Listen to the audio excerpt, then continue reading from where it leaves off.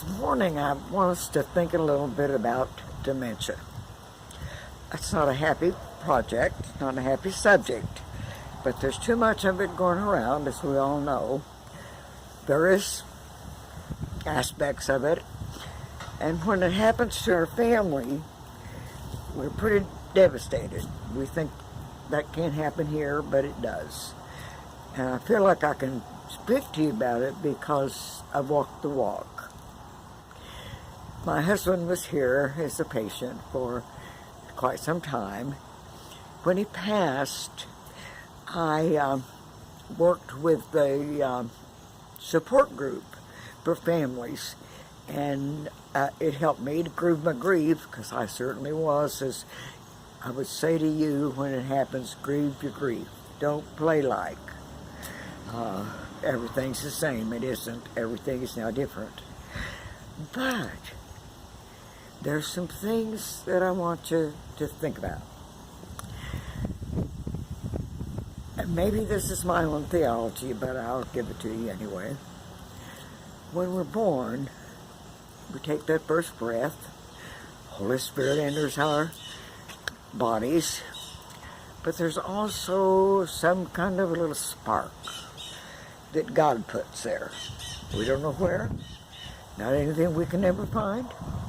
It's just something that He does, and He uses it when He thinks it's time. So I want to tell you the reason I really believe this. In the unit, we had a lady whose name I'll call Miss Betty. Lovely woman, but got restless a lot. And one day she was terribly restless, and she was calling for Father. And she called and she called, and she had the whole unit in an uproar because Father didn't come. But after a while, my husband sat down beside her and took her hand, and they prayed. He prayed for as long as she seemed to need it, and she got quiet. She'd had her prayer, and the unit was all settled. How did he know to do that?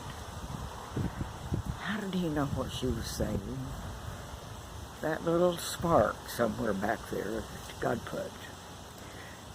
He activates it when it's ready. And when it's needed, it comes forth. Can't do anything about it. Can't coax it. Can't ask it.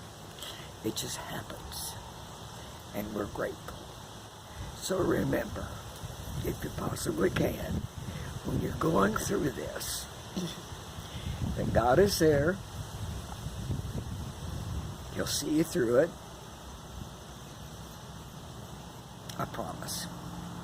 Amen.